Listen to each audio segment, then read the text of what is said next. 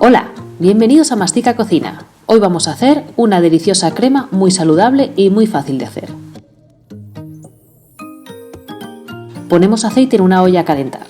Cuando esté caliente, ponemos la cebolla,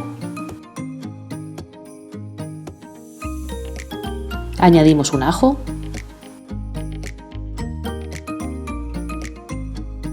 esperamos a que se ablande un poco y ponemos la calabaza a rehogar. Mezclamos todo bien,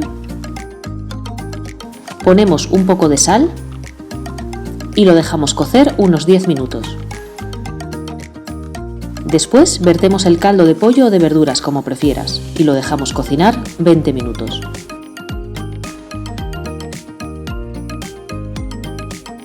Pasado ese tiempo comprobamos que la calabaza esté blanda. En este momento se le puede añadir un poco de nata, eso es opcional. La batimos hasta dejarla como una crema y ya tenemos lista una deliciosa crema de calabaza.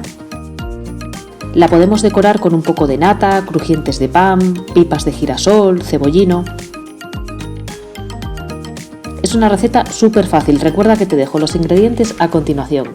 Espero que te haya gustado la receta, si es así dame un like, comenta y compártela en tus redes sociales. Suscríbete para más recetas fáciles, muchas gracias por estar ahí y hasta el próximo vídeo.